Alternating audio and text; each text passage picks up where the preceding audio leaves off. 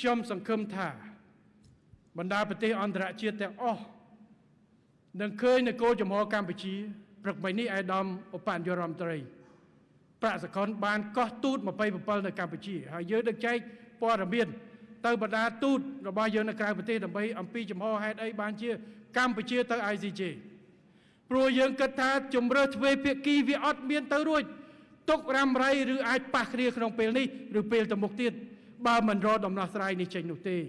នៅកន្លែងទាំង4នេះព្រោះអាមុំ3វាទៅ8គ្នាហើយ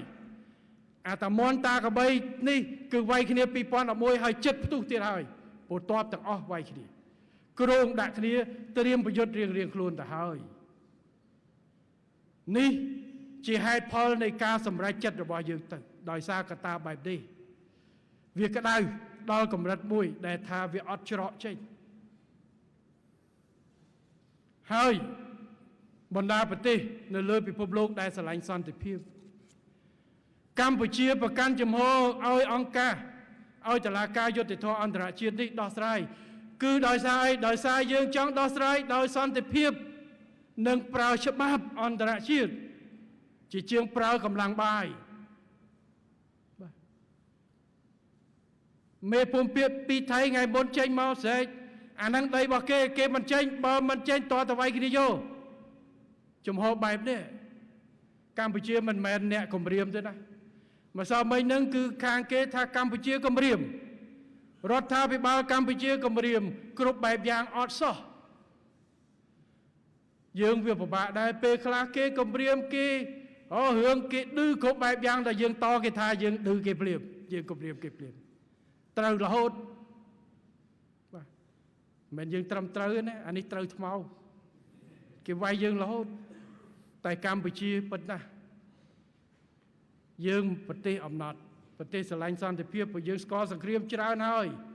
ប៉ុន្តែយើងក៏មិនអាចនៅស្ងៀមឲ្យគេបន្តជន់គ្រប់បែបយ៉ាងនោះទេគ្រប់ពេលនោះទេយើងត្រូវមើងម៉ាត់នៅក្នុងការការពារអធិបតេយ្យភាពរបស់យើងផលប្រយោជន៍ជាតិរបស់យើងពិតណាស់ទំនាក់ទំនងមិត្តយើងត្រូវបន្តធ្វើប៉ុន្តែបើមិត្តមិនគោរពយើងក៏មិនអាចឲ្យអ្នកឯងជន់បាននោះតែទេ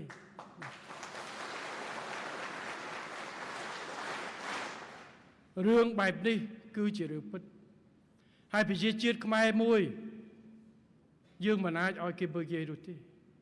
ជាពិសេសយើងអត់ខុសសោះបាទហើយចំហដែលយើងទៅតុលាការអន្តរជាតិនេះទៅពិបាកស្អីបងប្អូនហើយបើត្រឹមត្រូវទាំងអស់គ្នាទៅមែនអត់បាទបើអ្នកត្រឹមត្រូវខ្លាចអីតុលាការកម្ពុជាអត់ខ្លាចទេតុលាការកាត់មិនយើងនឹងទទួលនៅសាលក្រមសាលដីការបស់តុលាការយើងអត់ខ្លាចទេបាទអញ្ចឹងសង្ឃឹមថាភាគីថៃ